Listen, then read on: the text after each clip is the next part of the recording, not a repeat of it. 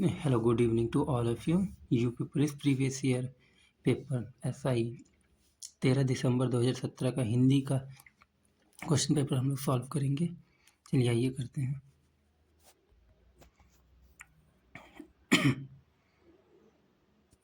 पहला प्रश्न है, वह महिला बहुत विद्वान है। वाक्य में किस प्रकार की अशुद्धि है? इस वाक्य में देखिए, वह महिला बहुत विद्वान है, इसमें लिंग की अशुद्धि है। देखिए, महिला के लिए जो है विदुषी स्त्रीलिंग विदुषी स्त्रीलिंग का प्रयोग किया जाता है। जो महिला विद्वान है, जैसे मतलब उसके लिए विदुषी का यूज करता है, और विद्वान पुरुष होता है, तो इसका ऑप्शन ए राइट होगा। नेक्स्ट क्वेश्चन देखिए। दूसरा क्वेश्चन क्या कह रहा है, महान का विपरीतार्थक शब्द क्या होगा? महान का विपरीतार्थक शब्द क्या होगा? महान का विपरीत मतलब विलोम पूछ रहा है। ऑप्शन सी तुच्छ व्यक्ति होता है। सज्जन तो इसका सिनोनियम होगा, और वीर भी इसका महान वीर पुरुष महान पुरुष इसका भी सिनोनियम होगा। ये भी ऑप्शन नहीं होगा, ये भी नहीं होगा। ठीक है, थर्ड क्वेश्चन देखिए क्या बोल रहे हैं। थर्ड क्वेश्चन है, स्वास्थ्य से डैश है समस्याओं के लिए हम दवाओं का सेवन करते हैं, और कई उपाय डैश मतलब क्या है बताइए। स्वास्थ्य से जुड़ी समस्याओं के लिए, स्वास्थ्य से जुड़ी समस्याओं के लिए हम दवाइयों का सेवन करते हैं और कई उपाय आजमाते हैं। ऑप्शन सी इसका राइट आंसर होगा। थर्ड क्वेश्चन, फोर्थ क्वेश्चन क्या बोला है, चौथा प्रश्न देखिए। महादेवी वर्मा का प्रथम काव्य कौन सा है? महादेवी वर्मा का प्रथम काव्य कौन सा है? महादेवी वर्मा जी का प्रथम काव्य है निहार। और महादेवी वर्मा जी को 1982 में यामा के लिए ज्ञानपीठ पुरस्कार मिला था। यामा के लिए कौन सा पुरस्कार? ज्ञानपीठ पुरस्कार मिला था, ज्ञानपीठ पुरस्कार। पांचवा प्रश्न देखिए क्या कह रहा है। पांचवा प्रश्न है, पूछा प्रथम विश्व हिंदी साहित्य सम्मेलन डैश किस वर्ष आयोजित किया गया था? बताइए। प्रथम विश्व हिंदी साहित्य सम्मेलन हुआ था 1975 नागपुर महाराष्ट्र में पड़ता है। ठीक है, महाराष्ट्र 1975 में हुआ था।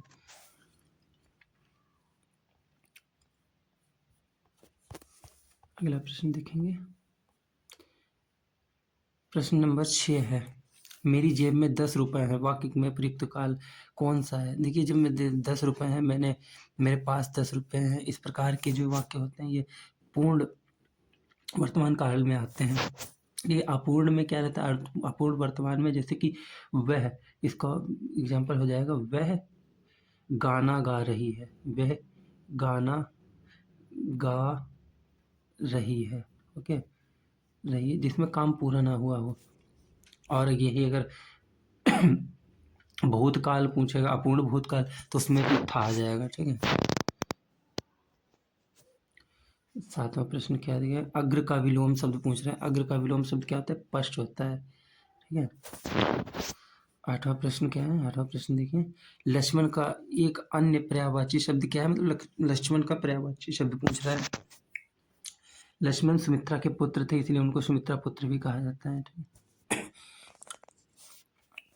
नवा प्रश्न क्या है? नवा प्रश्न है, दिए गए विकल्पों में से सही वाक्य की पहचान कीजिए। वाक्य जरा गड़बड़ लिखा है थोड़ा, जैसे वाक्य की पहचान कीजिए। ठीक है, कौन सा है देखिए।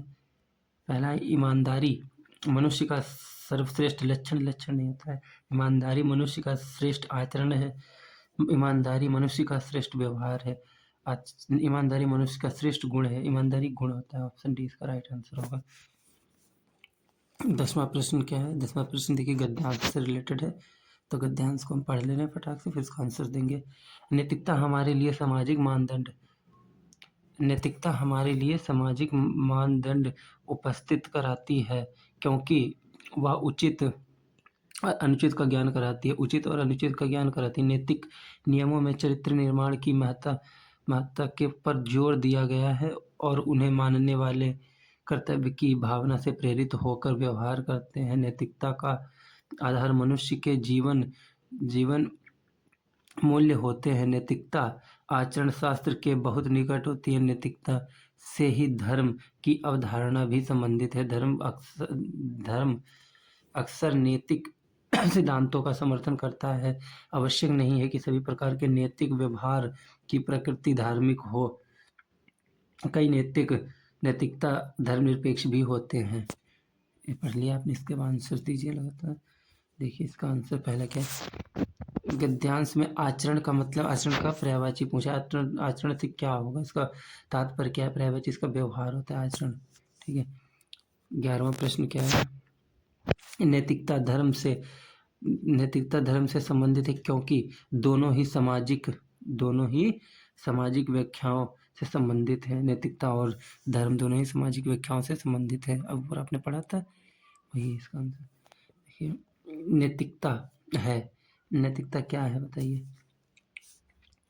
नैतिकता क्या है, ऊपर पढ़ा था। नैतिकता आचरण शास्त्र है, लास्ट लाइन में। 13वां क्या है। 13वां देखिए, मेरे को बाजार जाना है। इस वाक्य में अशुद्धि पूछा, किस प्रकार की अशुद्धि है। मेरे को, इसमें सर्वनाम होगा। मुझे, मेरे को नहीं, मुझे जाना है। ठीक है। प्रश्न नंबर 14 देखिए क्या करा। निम्नलिखित में से विकल्पों में से कौन सा सरोवर का पर्यायवाची शब्द नहीं है। सरोवर का पर्यायवाची पूछ रहा है। सर, तड़ाग और जलाशय भी है। देखिए तड़ाग भी है, सर भी है, सरोवर जलाशय भी है, लेकिन ये नहीं होगा। यही आंसर है, ऑप्शन बी। 15वां प्रश्न क्या है। अमीर खुसरो का वास्तविक नाम क्या था। ये हिस्ट्री का प्रश्न भी है। अमीर खुसरो का वास्तविक नाम अबुल हसन है। और अमीर खुसरो ये खड़ी बोली के प्रथम कवि हैं। खड़ी बोली के प्रथम कवि हैं। 16वां प्रश्न क्या है। 16वां प्रश्न देखिए, लौकिक संस्कृति और डैश है। लौकिक संस्कृति डैश और डैश अपभ्रंश हिंदी भाषा का उचित विकास क्रम क्या है। लौकिक संस्कृति के आगे से बताना क्या है। लौकिक संस्कृति के बाद में पाली और प्राकृतिक भाषाएं आती हैं। 17वां प्रश्न देखिए, घटा शब्द का बहुवचन पूछा है। घटा शब्द का बहुवचन घटाएं होता है। 18वां प्रश्न ऊपर है। 18वां प्रश्न 18वां प्रश्न, अलका सरावगी की रचना पूछा है, कौन सी है। कथाकली बायापास, ये उनकी रचना है, अलका सरावगी की। 19वां प्रश्न क्या है। जहाँ गांठ तहाँ रस नाही, यह जानत सब कोई, किस अलंकार का प्रयोग हुआ है। इसमें श्लेष अलंकार का प्रयोग हुआ है। देखिए ऑप्शन सी, जहाँ गांठ का मतलब बोल रहा है जहाँ गांठ है सब जानत ना कोई। यहाँ पे गांठ के दो अर्थ हैं। ठीक है। और श्लेष अलंकार का परिभाषा होती है कि जहाँ पे एक शब्द एक हो, अर्थ दो हो, यहाँ पे अर्थ चिपके होते हैं। 20वां प्रश्न देखेंगे। 20वां प्रश्न क्या है। इनमें से मैथिली शरणगुप्त की रचना कौन सी नहीं है। साकेत मैथिली शरणगुप्त की है। ठीक है। और भारत भारती भी है, रंग में भंग भी है, लेकिन प्रिय प्रवास जो है हरिऔध जी की है। हरिऔध जी की है। ठीक है।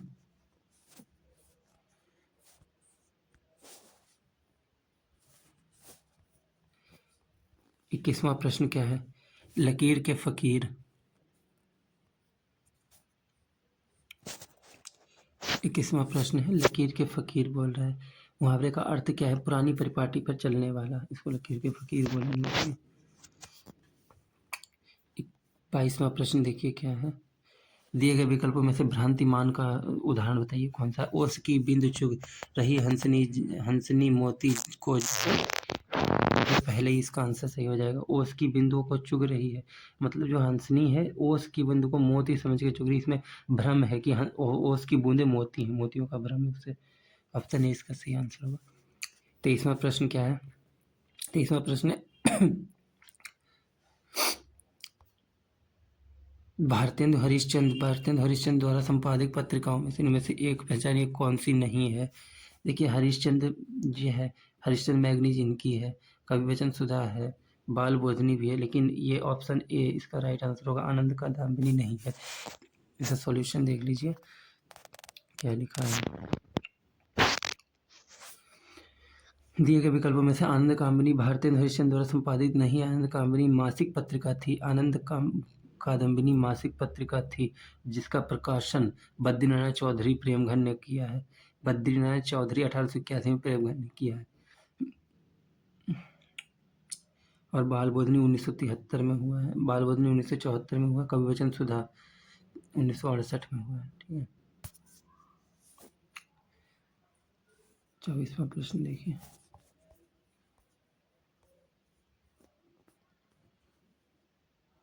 अनुप्रास अलंकार का उदाहरण दिया गया है।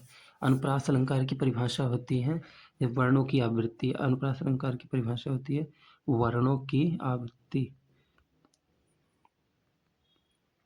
वर्णों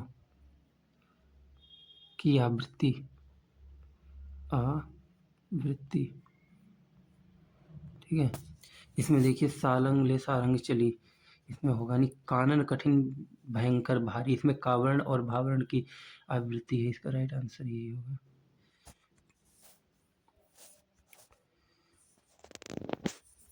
ऑप्शन डी इसका राइट आंसर होगा। ठीक है। 25वां प्रश्न क्या है? क्रय का विपरीतार्थक पूछा है। क्रय का मतलब विक्रय होता है। विलोम शब्द। हिंदी का मानक रूप किस भाषा से विकसित हुआ है? हिंदी का मानक रूप खड़ी बोली से विकसित हुआ है। वे तुम सब, तुम उन सब, स्वामी वे अलंकार बताइए कौन सा है? वे तुम सब। इसमें सासम और सरिस जिसमें आ जाए उसमें उपमा अलंकार होता है। रूपक में रूप धारण करता है। कमल चरण बंदो है। संदेह में संदेह होता है। सारी बिच नारी है कि नारी बिच सारी, सारी की नारी है, नारी ही की सारी है। भ्रांतिमान में भ्रम होता है। ठीक है। गरीब के घर में गुणवान व्यक्ति दिए गए विकल्पों में से इस अर्थ से संबंधित मुहावरा कौन सा है? आँख का तारा मतलब प्यारा, अधिक जान से प्यारा होना। हाँ, अंधे की लकड़ी एकमात्र सहारा। अंधेरे घर का उजाला, अंधेरे घर का उजाला मतलब एक हो जाना। श्रेष्ठ व्यक्ति होना, अंधेरे घर का उजाला। और इसका राइट आंसर होगा गुदड़ी का लाल होना। गरीब घर में, ऑप्शन इसका सी राइट आंसर होगा। ठीक है।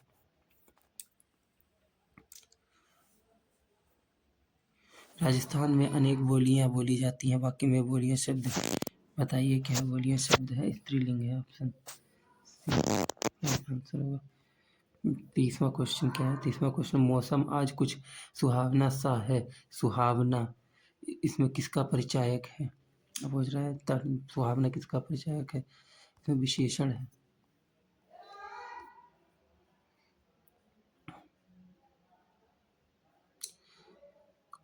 इसमें का राइट आंसर होगा ऑप्शन है विशेषण है। मौसम की विशेषता बताई जा रही है। कौन सा मौसम सुहावना है?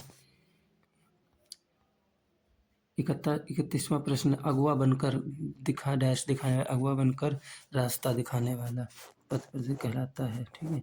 ऑप्शन इसका भी राइट आंसर होगा। कवि शब्द का बहुवचन पूछा। कवि शब्द का बहुवचन